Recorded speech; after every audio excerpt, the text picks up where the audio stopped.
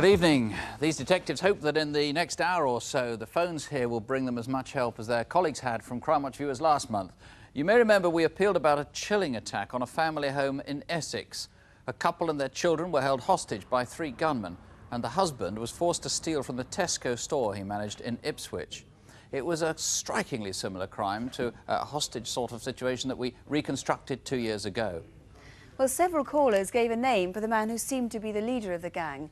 As a result of those calls, after 2 unsuccessful raids on premises in England, a man was arrested by North Wales police in Snowdonia. Soon afterwards, 2 other men were arrested in Essex. All 3 have now been accused of both the cases featured on Crimewatch and also with 2 others where families were held hostage. Charges include conspiracy to kidnap, false imprisonment and blackmail and possession of firearms. And one of the defendants has been charged with threats to kill. And tonight's 3 reconstructions equally rely for their results on Crimewatch viewers. Paul Griffith remembers how a man passed him as he arrived home one evening. When he opened his front door, he found his father had been murdered. Who was the man? Why did he kill someone? Where did he go? Andrew Elphick was a store manager.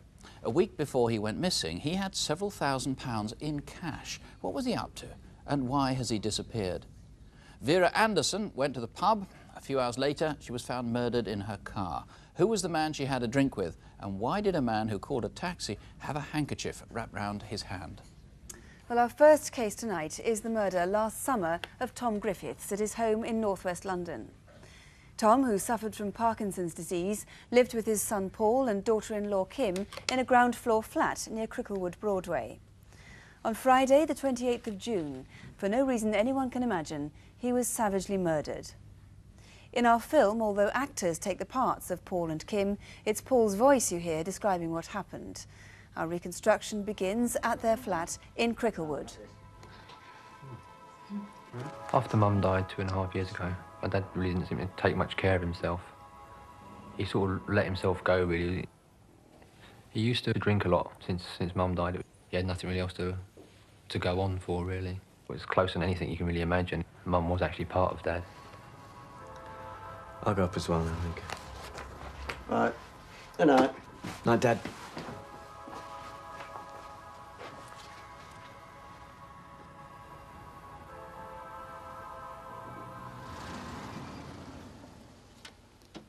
On the morning of the day Tom was murdered, Friday the 28th of June, he went to St John's Wood to do some odd jobs for a family friend.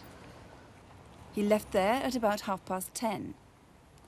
But no one knows how he spent the rest of that day. He arrived home at around 6 o'clock.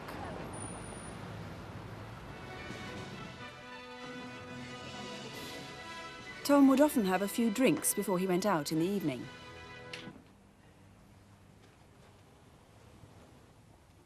And he'd always put the radio on to deter burglars. This is Ian Ramage. Yugoslavia and the Republic of Slovenia say they've agreed to a ceasefire, ending civil war, which has led... His local pub is the Windmill on Cricklewood, Broadway. It's only 300 yards from his home. The key to his murder may well lie in what happened here that night. He joined his friend, Dave Sampson. Hello, you get Dave. On the Friday evening, Tom came in about 9. He appeared to have been drinking at home that evening. Oh, same as usual, bit of this, bit of that. Bloody cars playing me up. Do you know, I'd have spent a fortune on that bloody thing. Tom got a little bit loud, but it wasn't really a problem.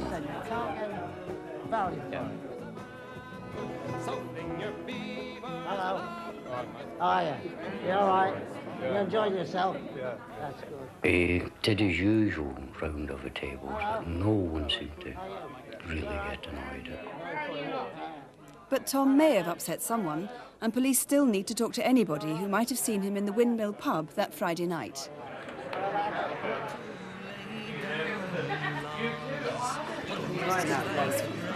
Are you all right, Tom? Take care, mate. Watch how you go down the road. See you tomorrow. Yeah, I'll see you tomorrow. See you, Dave. You all right? Yeah. Sure.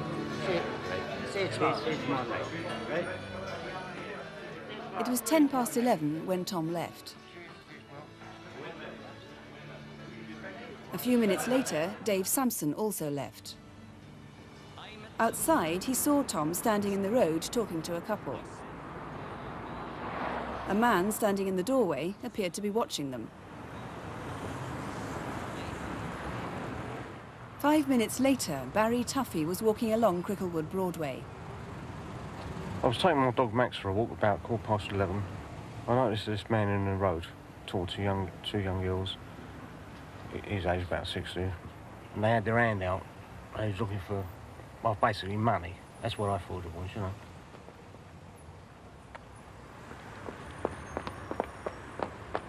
And then the two young girls ran past me, heading towards Kilburn. I just thought, oh, you know, they must have got a couple of quid off the guy, you know. And then I turned the dog round and I walked back. The guy was still there, he was arguing with two guys. One black, one white. I turned round, he was spinning round. He landed on the floor, my shoe fell off. And I thought, poor sod, you know. An hour later, Tom would be dead.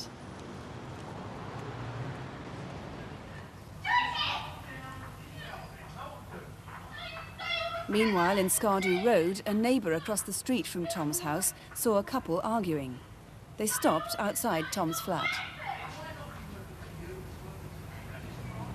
An hour after that, at about 20 past midnight, the woman in the flat above Tom's heard him shouting in the shared hall downstairs.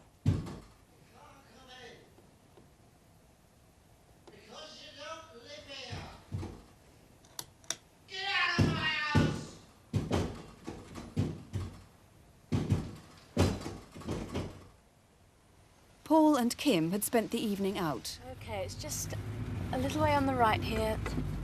A bit further along. That's the one. Yeah, that's it. I get it. You sure? Yeah, I've got it. Good enough. Okay, it's 5 of them, please. OK.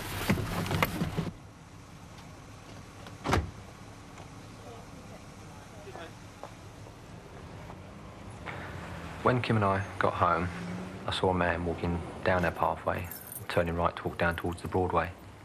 I didn't really take much notice of him. You know, it could have been a friend of upstairs. You know, we've often seen that before.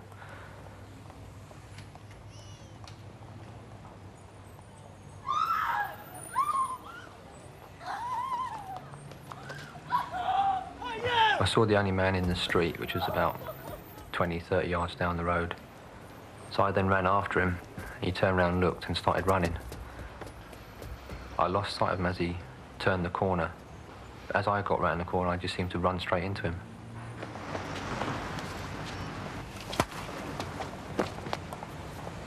Now piss off if you don't want some more. I'd say the man was about 6 foot tall. He's in his late 20s, early 30s. He had short, curly, light brown or ginger hair. He also had a moustache, I think.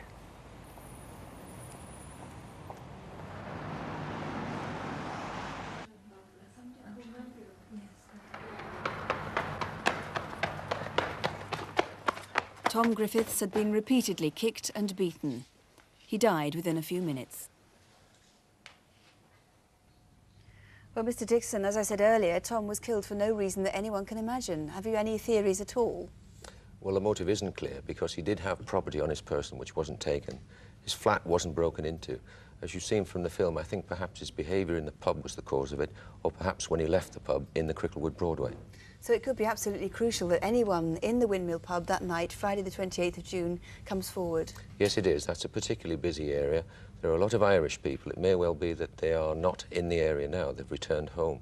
I need to talk to anybody who may have seen anything in the pub or immediately outside. And I know you feel that there could be around 30 people who haven't come forward yet, so please do call if you were there.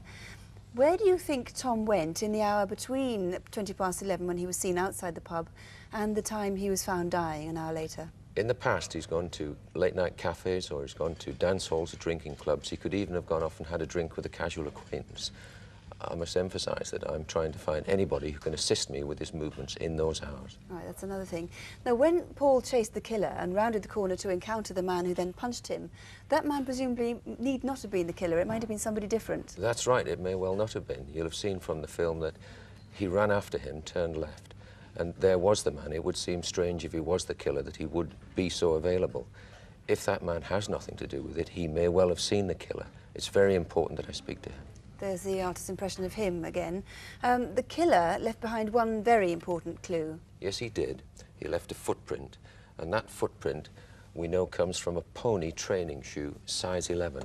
That's one of a similar type, but of course it can be of many different colours. It's quite a distinctive soul to it. Yes, it is. And as you say, that wouldn't have been multicoloured necessarily. It could have been any other colours. No. Could we have a description of the man who we believe killed Tom? He was in his late 20s, early 30s. He was about 6 foot tall. The only definite feature is he was wearing those trainer shoes. I need to speak to anybody who may have any knowledge of such a person, or particularly someone who wears those shoes at the period of June and isn't wearing them now. Right, now remember that's a size 11. So we're going back 4 months here to the summer, Friday the 28th of June. If you can help, your information will be treated with absolute discretion. You can ring us here on 081 811 8181, or you can contact the Albany Street Police Station direct. The number there is 071 725 4212. That's 071 725 4212. One of the problems of Crimewatch is that people who see themselves featured on the programme sometimes get up and disappear before the police can get to them. And that seems to have happened with one and perhaps two of the cases we featured on last week's photo call. We'll let you know how those develop. Meanwhile, over 100 viewers rang about these two, Messrs Roberts and Jones. One caller led detectives to a Jeep which a man had bought from them the previous week in Warrington. It's thought the two are now driving a red Austin Princess, which, alas, has not yet been paid for. Well, now here are Superintendent David Hatcher and Detective Constable Jackie Hames to take us through this month's collection of photocall faces. First, officers in Hove, Sussex would urgently like to trace this man, Peter William Fletcher, about an attempted murder which took place in early September. It happened here at the Wick Inn pub at around 4 o'clock in the afternoon when a 39-year-old man was shot in the head at point-blank range. Although it was a clear attempt on the man's life, miraculously he survived. Peter Fletcher, who also uses the surname Russell, is 47, 5'8" and stocky, with a number of tattoos on both arms. If you think you know where he is, please phone us tonight. In Nottingham on Thursday the 3rd of October at about 1:25, this man went into the Alliance and Leicester Building Society in Listergate. Armed with a gun, he threatened staff and demanded money be put into his cream carrier bag, which ironically had the words "next to nothing" written on it. He wore a cap to try and hide his identity, but someone should recognise this picture. He's in his early 20s, 5'10", slim build with protruding ears. So if you know him, please ring now. If you live in the north of England and are about to sell something valuable through your local paper, watch out for this man. He's Gary Aston, although he may be using the names Andrew Somerset, Richard Barton or Robert Turner. People living as far apart as Newcastle, Workington and Sheffield are being cheated by a man posing as the business director of a decorating firm. Operating mainly in the northeast, he uses stolen chequebooks and false calling cards. The man has obtained goods worth £30,000, including cars, computers, jewellery and a jet ski. Gary Aston was last sighted in South Shields. He's usually clean-shaven, but sometimes wears a beard. If you've seen him recently, do call us. Don't be fooled by this individual's smart appearance. He's about to cash a stolen cheque for over £900.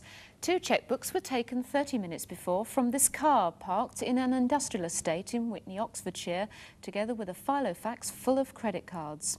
After that, at a jeweller's in Oxford town centre, these gold bracelets were fraudulently bought by the same man. He's certainly brazen, as later that afternoon he came back to the same bank for more. And already over £5,000 has been cashed right across the country. If you know who he is or can help with any of our other photocall faces, please ring tonight.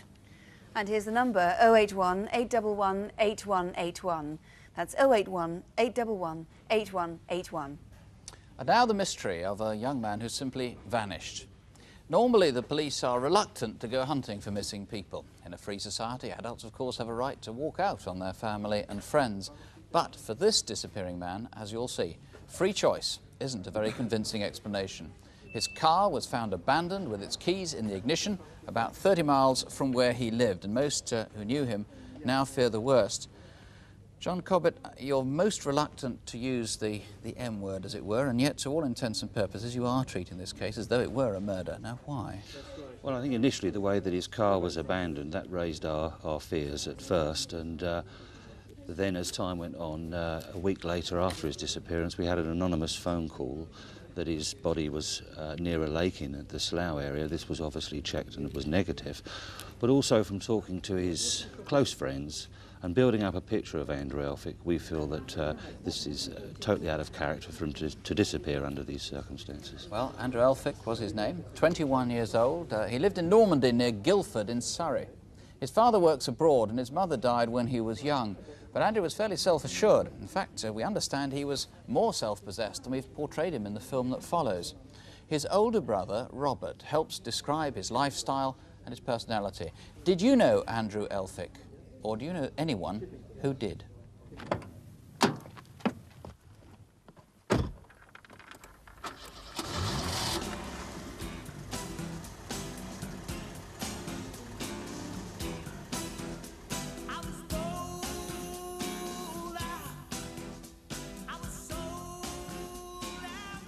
Andrew was a very outgoing young man.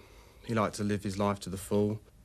He enjoyed socialising with his friends, going to parties. Very successful with the ladies. He set himself goals. You know, he wanted the nice things in life. He was always trying to think of ways in which he could make money.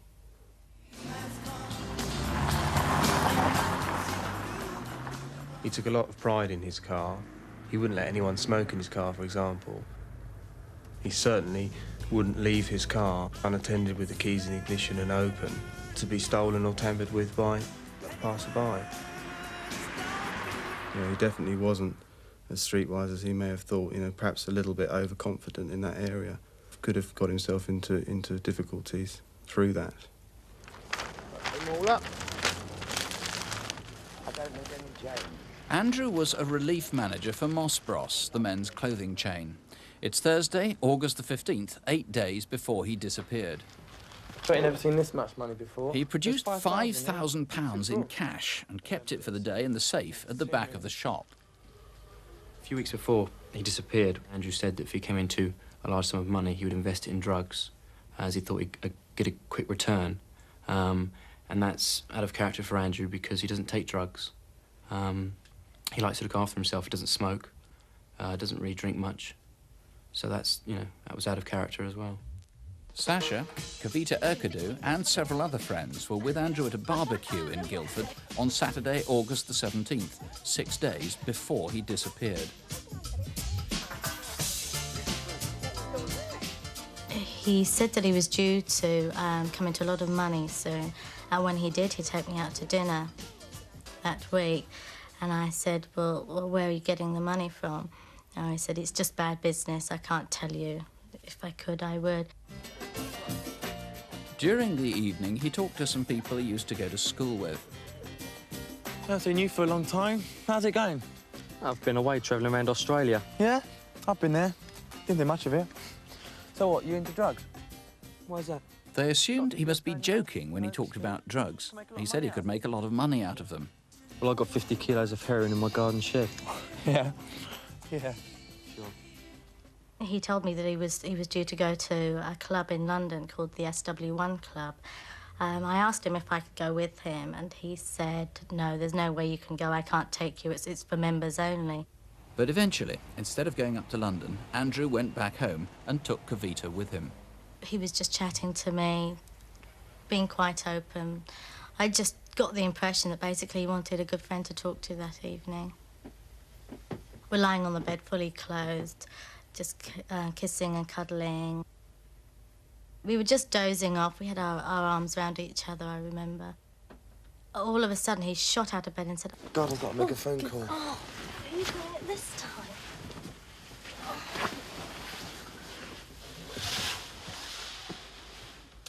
I recall him picking up the phone. He didn't refer to an address book, dialed the number. I got the impression he was talking into an answer machine because he wasn't answering back to anybody. Sorry to blow you out, mate. I'll be in touch later.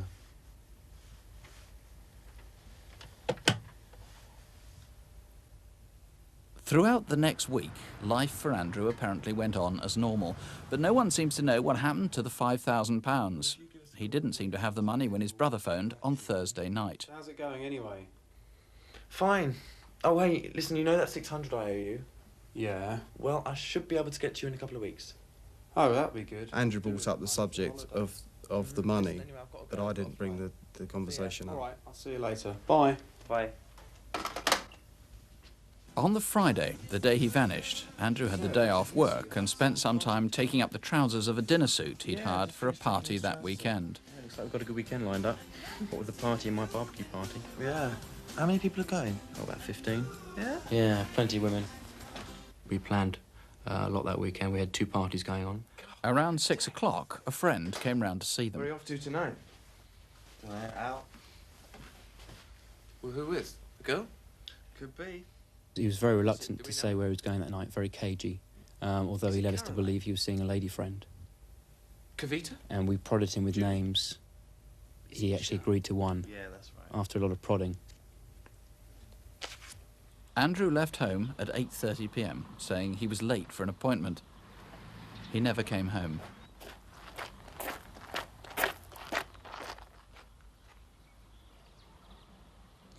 John Cobbett, was it all a joke, or was he dealing in drugs? We can't say for certain whether he was dealing in drugs. There was a lot of talk prior to his disappearance of drugs, and we have to take that seriously. Although we know that, or we believe that Andrew wasn't involved in drugs himself, but perhaps he got involved in a bad deal. There is quite a substantial reward, isn't there, that's been put out on this by his father? Yes, that's right. £5,000 leading to the whereabouts of Andrew. Right. Anything to do with his whereabouts that actually proves it will get that reward? That is true, yes. The SW1 Club, now, we don't know if this had any relationship to his drug dealing or if that's what he was involved in at all. Might have been some perfectly innocent agreement he had to meet someone there, if indeed he was meeting anyone there at all. That's true. What we'd like is anybody from who frequents the SW1 club to get in contact with us that might know Andrew or who knows him, that can help us build up the picture. Even if they don't think they know anything about the circumstances of his disappearance? That's right. And presumably, too, you'd like to speak to whoever he phoned at 4 o'clock in the morning on that Friday night? Well, that's or right. Saturday morning? That's right. I mean, that may have been somebody at the SW1 club. We don't know. But, I mean, we'd obviously like to hear from whoever he did phone up. The car was abandoned in the Northborough estate in Slough, as I said, about 30 miles from where he lived. You need witnesses for that? Yes, if anybody saw that car being driven onto that estate, we'd like to hear from them. OK. Well, Andrew had everything to live for. If you can help in any way, please call us. That's the number, 081 811 8181. Or you can call Farnham Police Station. That's on 0252 716 262. 0252 is the code for Farnham, 716 262. And incidentally, if someone close to you is missing, you might like to call the Missing Persons Helpline, which has been set up by the Susie Lamplugh Trust. The number is 071 580 5005. That's 071 580 5005. Well, now we had some intriguing results on one particular case from last month's incident desk, but the investigation at the moment is at such a sensitive stage that we can't divulge any details at the moment. So instead, we'll take a look at the latest cases, and here are Jackie Hames and David Hatcher. First, police in Essex need your help to trace a lorry involved in a fatal hit-and-run accident. It happened here on the southbound section of the M11 near Stansted Airport at about 2 in the morning on Friday the 13th of September. 19-year-old Damien Nichols was on his way to stay the night with relatives when a lorry knocked him off his motorbike and left him by the side of the road. When police found him, he was dead. A forensic examination established that the vehicle involved is one of these, an ERF E-Series lorry cab. The accident would have damaged the near side indicator and the step on the side. We also know that the bumper on the lorry is metallic blue and that the door is maroon. Perhaps you've seen a lorry with damage to these areas, or maybe even carried out the repairs. If you know anything that can help, please call us. Our next case concerns the rape of a woman in London, but a vital witness could be anywhere in the country. This is the heart of London, home of the theatre and Soho. On Friday the 4th of October at about 10 p.m, a young woman was walking up Rupert Street when a group of men and women drinking outside this pub called over and offered to buy her a drink. She thought they seemed friendly enough and started to chat, and particularly remembers talking to a man called Mark. A short while later, they headed off to a party and invited her to come along. She agreed and they walked up Rupert Street, along Walker's Court and into Peter Street, but she can't remember where they went from there.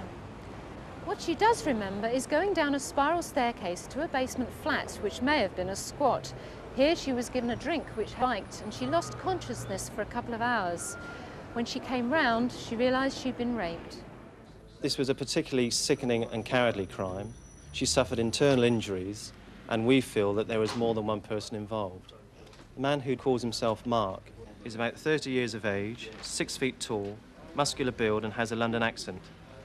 The man who gave her a drink at the party is Mediterranean-looking, weedy, puny build, greasy black hair, pockmarked face, with an earring in his left ear and a tattoo of a baby tiger on his left forearm. And there's one more crucial witness we still need to trace. A man driving a dark blue Ford Orion saw the victim come out of the flat and kindly stopped to help. We desperately need to speak to this man, as he will remember where the attack took place. He drove her to Edgware, and she remembers him having a northern accent, possibly Mancunian. So if you were that good Samaritan, or if you have any information which could help us trace these two men, please give us a call. On Sunday the 9th of June, 29-year-old Lynn Trenholm was fatally stabbed while she worked alone at Pinky's massage parlour in Chester. Lynn was last seen alive by a client at 2:30, and we know from her diary that her next appointment was at 5 o'clock with a man named John. We'd like to speak to that man. He could be the same John that used massage parlours in Warrington and Crewe during April and May. Of course, John might not be his real name, but this is what he looks like. He's in his late 20s with fine fairish hair and has a hooked nose. There is another important clue. A witness remembers a dark blue metallic Vauxhall Carlton estate parked outside at 10 to 5 that day. So if you know who the owner of the car is or recognise the man, please ring. Remember, this is a murder inquiry. And can you help with this next case? On Sunday the 1st of September, the manager of Shaftesbury's nightclub in London was abducted while the weekend's takings were stolen. The night before, Radio Kiss FM had celebrated its first anniversary at Shaftesbury's. Around 9:30 the next morning, the manager left the club for home.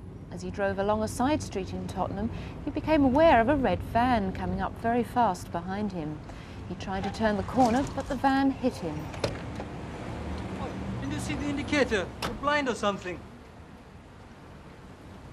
The damage was minimal, and he began to take down the registration number. What's going on? They tied him up and held him at knife point for 2 hours while two of the gang stole his keys and went back to the club. He remembers that the van, an e-registration Transit, had decorating equipment inside, and that the gang kept in contact with one another using portable phones. Two of the men involved were Asian, the other was Afro-Caribbean. He got the best look at the driver, who was Asian, about 25, 5'6" and slim build. If you think you know him or can help in any way, do please call us now. There is a reward. And finally, colleagues from Lancashire are looking for one of these. It's a Venture Continental motorhome, and there are just 2 of them in the country. This is the identical twin to one that went missing during August this year when it was hired to a man from Southern Ireland for 5 weeks. It hasn't been seen since, and we think it's probably been sold on.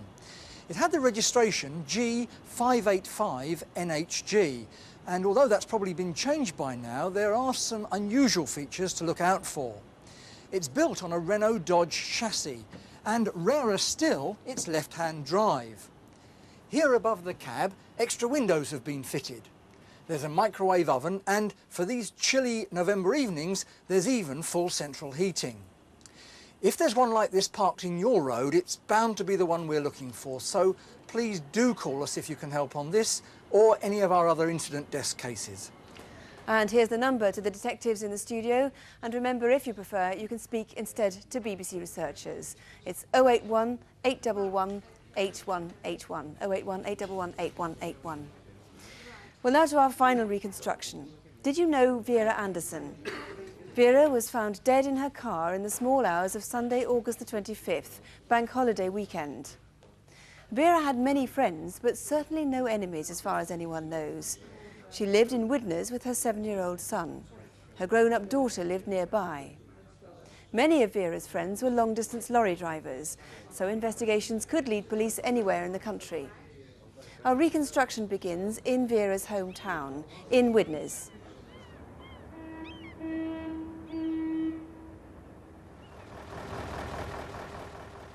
Close to the M6 and the M62, Widnes is a convenient stopping place for long-distance lorry drivers travelling the length of Britain.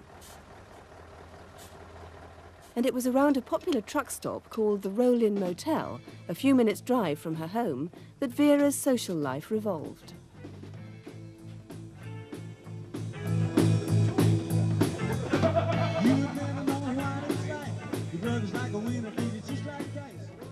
Everyone who knew her remembers Vera as a generous, sociable person.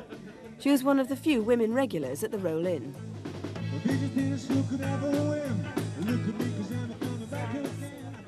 Over the years, she'd had several steady relationships with truck drivers she met there. Oh, OK, go on then, see what you can do with that. You're going to get that dead easy.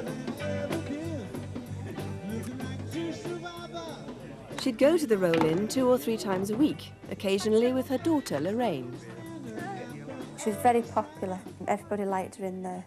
I'd say the most popular woman in there, because everyone liked her. She was a bubbly sort of person. They just liked her, because she'd do anything for them. She used to do washing for truck drivers, you know, and they'd come and see me if they had any problems or anything like that. She used to knit bunny rabbits just for mostly babies, and the lorry drivers used to buy them for the lorries as well. Did, yeah. Do you want one? $2.50. On Saturday, August the 24th, the night of her death, Vera went out at about 10:15. Run next door, Neil, and tell Etty I want her. Earlier on, she'd had a phone call from someone whom police haven't as yet traced.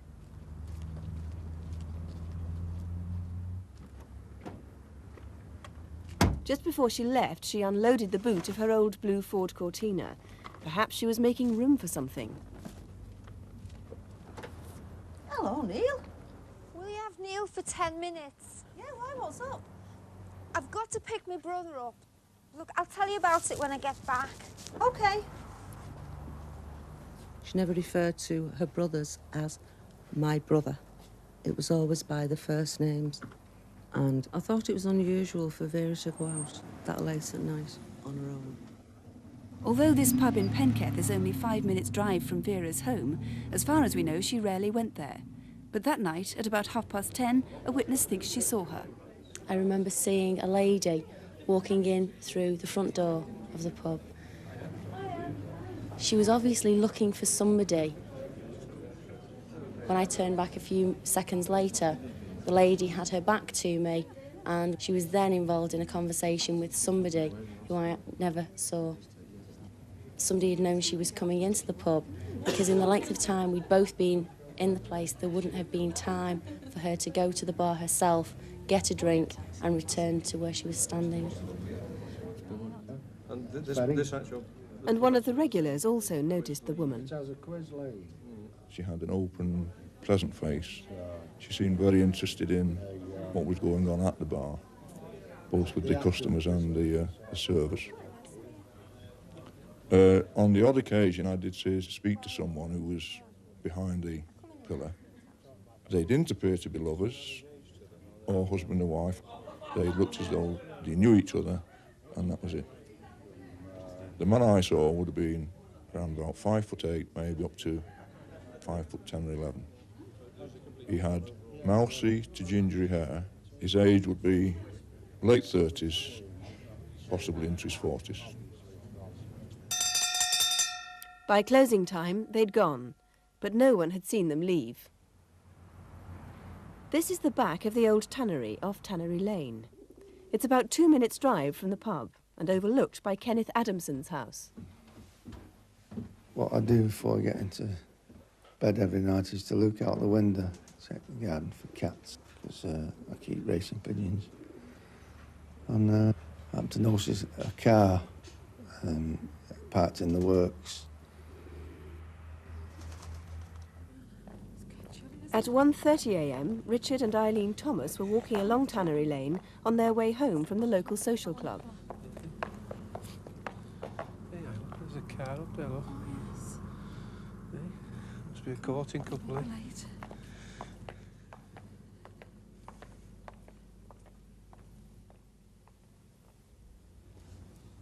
It's now 3:15 a.m.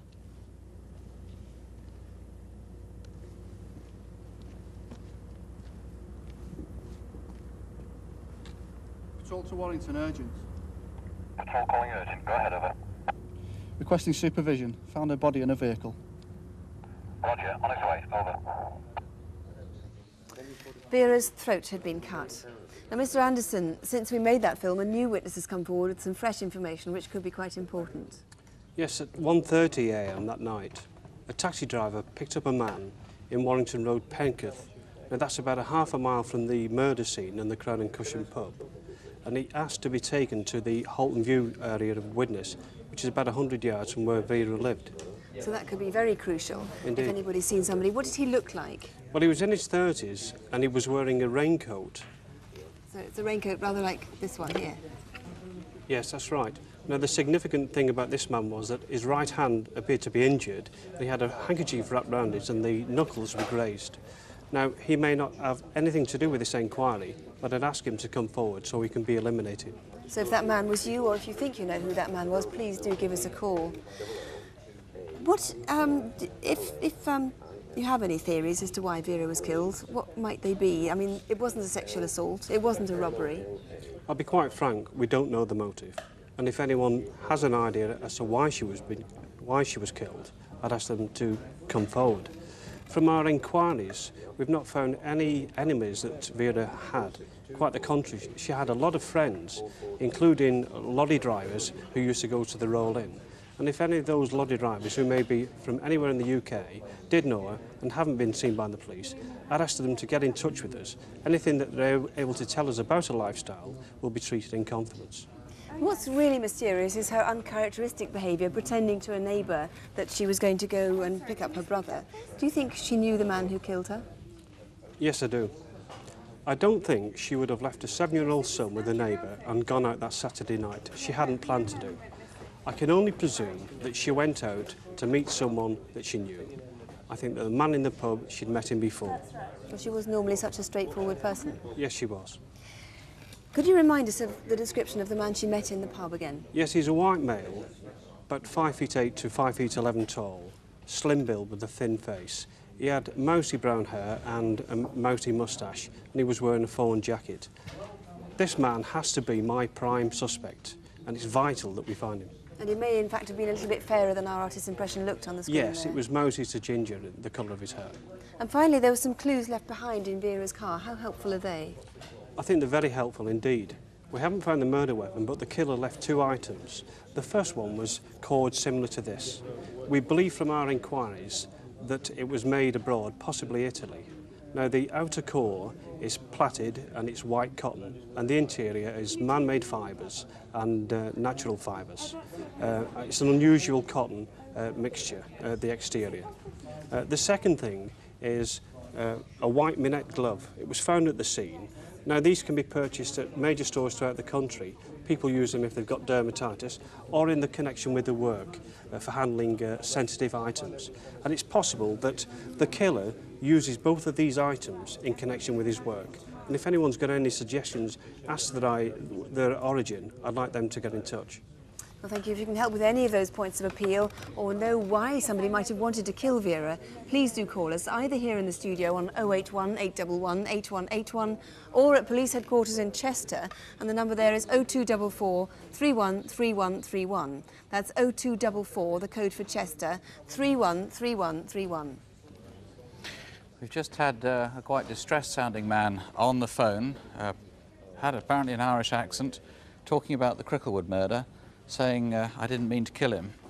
Obviously, not a lot of help, just saying that. If you really do want to confess and help the police with their inquiry, we're going to need that person to call again.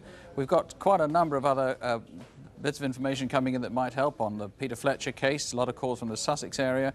A few calls suggesting drug deals, incidentally. A number of people who might be trying to claim the reward on the Andrew Elphick case. Certainly a lot of people trying to help on that one. Incidentally, last month's Aladdin's Cave was something of a success. 2 Copeland vases here turned out to have been stolen from a dealer's fair in Staffordshire in 1989. And these paintings were taken in a large burglary in Dudley. And this lilac vase, together with other items, are recognised by an officer investigating thefts in Dorset. What's more, Crimewatch viewers told police who they thought was responsible for several of the thefts. 3 men were arrested, 2 have been charged with burglary and 1 with handling stolen goods. Now maybe there's something here that you'll recognise in tonight's Aladdin's Cave, and here to take us through it, Eric Knowles. Thank you, Nick. Well, several objects on the cave this evening have got a very sort of aristocratic feel to them, but for starters, here's a lovely Victorian chalice, ecclesiastical, Gothic revival, and it's inset with amethyst gemstones. I can't imagine services that would happen without something like that. And I can't imagine what it must have been like to lose 5 graduated meat dishes such as these. Again, silver-plated, good order, and all bearing a good inscription. Now, GC, are you missing your tiara? For here's a box labelled GC, and here is the tiara. Quite fascinating insofar as it actually transforms into a brooch. Something of a gem, but the real gem has got to be the table. This Georgian satinwood table actually bears a label that states that it once belonged to the last man who was ever hanged for forgery. Casting my eye over the ivories, I can't really spot any forgeries, but 2 girls are putting their best foot forward, and here they are, dating from around about 1930, very Art Deco, and good quality miniature carving. But if you want to see some good quality miniature painting, come and have a look at this miniature. There he is. Good-looking chap, very much a Regency book, a Beau Brummel type character, a top artist, but would you believe it doesn't bear a signature? Now, you don't need a signature when you're looking at 6 zany cats such as these. They've got to be Louis Wain, and I don't doubt them for 1 minute. Quite a nice selection of bohemian glass. Our American cousins like to refer to it as cranberry glass. Personally, I like to go for the Stourbridge and call it ruby glass, but nice quality. And next to them, a nice little selection of Japanese export lacquer. I mean, here are a couple of photograph albums, and next to them, here's a box and cover. It actually contains the label of the original maker. Sort of thing that would be brought back by sea captains at the turn of the century. Which brings me rather nicely to a pair of watercolours by H. Terry. Here's an old dear writing to her sailor boy. And its pair? Well, there's a wistful old gentleman entitled Curiosity. And curiosity is something that we're never short of here on the Aladdin's Cave. And if there's anything there you recognise, or if you can help us with any of our cases tonight, there's the number. The lines are open until midnight. Local numbers are on CFAX on page 618, and we'll be back with the Crimewatch update in about an hour or so at 11:15. So if you or somebody with you can help in any way, please do call us. And if you can't stay out till Crimewatch update, on behalf of the victims, their families and the police here, thank you very much for watching. Thank you for calling if you have done. Thank you for helping to set some of these cases on the way to being solved. Don't have nightmares, do sleep well. Good night. Good night.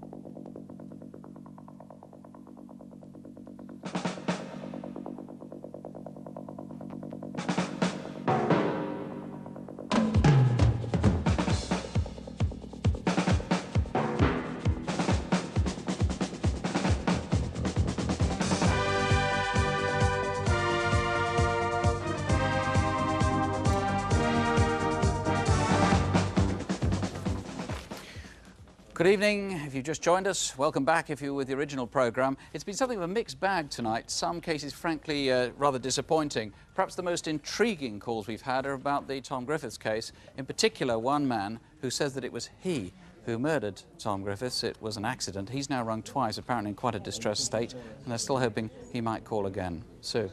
Well, we'll start with that case. We asked, first of all, if you could help find who killed Tom Griffiths in his flat in Cricklewood in northwest London. Tom has spent the evening of Friday the 28th of June at his local pub, the Windmill. He may have upset someone there, but enough to follow him home and murder him. Tom was last seen having left the pub shortly after 11 o'clock. Just over an hour later, Tom had been murdered. Now, Mike, I know you've been receiving a lot of calls, particularly about the size 11 pony trainer. Yes, we've had a very good response there, and I think we've identified that those shoes are an issue to the post office. Perhaps more importantly, though, could I say that we are aware of the call from the man who's rung here on 2 occasions now. Can I encourage that man? Ask for me. Ring this number at Crimewatch and ask for me. I would like to speak to that man. Right. Have you had many calls on the artist's impression, the man seen drinking with Vera in the pub? A number of useful calls which have been developed, but if I can remind you of the description, 5'10" to 6 foot, early 20s to 30 years of age, stocky build. Any calls, any information I need to know. Right, and just to remind you once again, we're going back to the 28th of June, back to the summer. Thank you very much. Thank you. Now the missing person, Andrew Elphick. Andrew was the manager from Mossbros who disappeared in August. He joked, or maybe boasted, we don't know, about buying and selling drugs. And he had mysterious contacts which he wouldn't tell his friends about. Now, I know on the whole it's been a rather disappointing response. Yes, but we are getting a lot of information in from people in connection with the drugs angle, and we still encourage that. We still need that information to come in. OK, and you still need to contact anybody who knew him from the SW1 club in London. Perhaps I should make it clear, we've no reason to connect that club with any drug dealing, but you still need to contact people who knew him there. That's true. He went there. We need to contact people that knew him there. What about that 4 AM phone call he made mysteriously? Well, nothing in so far, but we'd still appeal to that person who he phoned to contact us. The other disappointing thing, Northborough Estate in Slough, where the car was dumped the day after he disappeared, morning of 24th of August. No witnesses on that? Not so far. Another appeal out to anybody that saw any person drive that vehicle onto that estate. OK, well, calls are still coming in. Let's hope something more materialises. Yes, thank you. Now, the results from Incident Desk. David, first of all, the fatal hit-and-run accident in Essex involving a lorry. Are you any nearer finding the driver? Well, we hope so, Sue, but sadly lots of people have called about ERF E-Series lorries. We don't want to know about them generally. What we want are lorries that have been damaged. Fortunately, a couple of people have called. One saying he saw one at Covent Garden today, and another man who says he's repaired a lorry in that area. It's the near side indicator or step that we're interested in. What information have you been having on the murder of Lynn Trenholm in Chester? Yes, 2 men we were looking for there. Well, we've had numerous calls giving us possible names and addresses for them, and in particular, one of those calls stands out above the others because of the information it's given. And we've also had a couple of possible further victims who say they've also been tricked into drinking spiked drinks and then been raped. So they will be able to give us valuable information as well, I'm sure. And again, the descriptions are similar. What about the luxury motorhome that Lancashire Police have been looking for? They've had calls, I know, from as far afield as the Algarve. Yes, in fact, they've been watching the programme on satellite. All of those calls will have to be checked out. We're particularly interested in vehicles that have Venture Continental on the side, because we think there are only a couple of that model, certainly in this country and possibly in the world. So if you've seen something like that, please do give us a ring. Nick? Well, now Aladdin's Cave, where a number of people have recognised property in the background that Eric didn't even mention. Maybe they got freeze frames on their videos. But the most calls have been about this chalice. Yes, the chalice. Calls suggesting places as far away as Cheltenham and as even further, San Francisco, would you believe? But it's anybody's guess at this stage. And someone thinks they've identified well, the that tiara. Yeah, the tiara.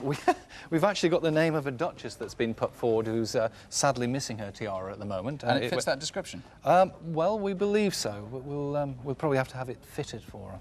But the albums have caused a lot of interest, and I did expect that because these were made on a large scale. Now, have a good look at those because these are mass-produced objects, but these are in immaculate condition.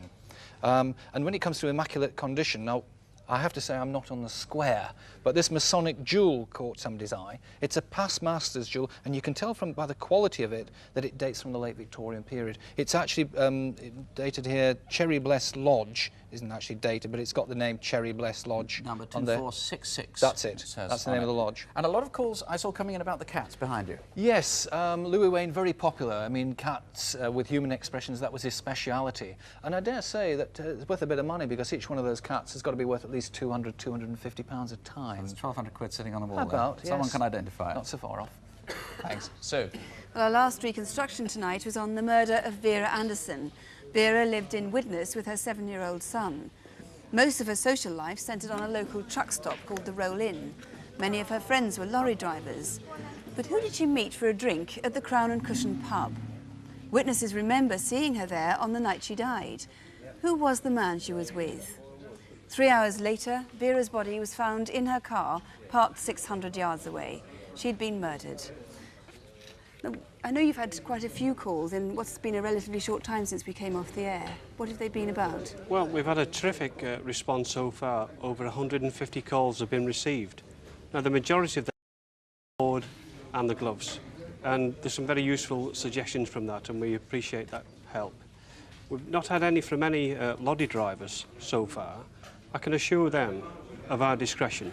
Please contact us. We need to know about Vera's background. But as far as the man in the pub is concerned, we've had about 35 calls offering suggestions. He's our prime suspect, and it's vital that we trace him. Now, there's been one call in particular which I really need for that caller to come back. It's a young lady who's rang this studio in a very distressed voice and said that she knew who had killed Vera, and then she rang off. I'm asking her now, please ring us. You can trust us. We'll treat your information in confidence. Mr. Hamilton, thank you very much indeed. Thank you. Well, now, photo call. Jackie, let's start first of all with Peter Fletcher, who's wanted by Sussex Police in connection with an attempted murder in Hove. Yes, a number of calls citing him in the South Coast area and identifying friends and associates of him, so I believe he's still in that area. Sussex Police are going to check some names and addresses that have been suggested. There's one caller that gave an indication they'd cited him recently, and the officer feels that there could be more information, so please call back. He'd like to have another chat with you. What about Gary Aston? He went under a lot of other names as well. Yes, didn't he? We've had 20 calls so far, and a number, interesting enough, coming from people who've been sold items by a man who fits his description, and they've been paid for with a stolen cheques in the name of A. Chapman. And the last report was 24 hours ago in Tyneside, so if you've seen him in the Tyneside area, please give us a call. And the man that was dubbed the Filofax fraudster, very, very smartly dressed sort of character. Yes, £5,000 was he's got across the country. We thought we'd get a good response from this, but it's only in fact in the last few minutes we've had lots of calls giving names, and one in particular that the officers are very excited about, so perhaps good news next month. Splendid. Jackie, thank you. And that's it from us for another month. If you know something about any of our cases tonight, do please pick up the phone. Your call could prevent another innocent people becoming victims. The lines here will close at midnight, but the numbers for all the investigating forces will be on your screen in a moment, and we'll see you next month. Till then, good night. Good night.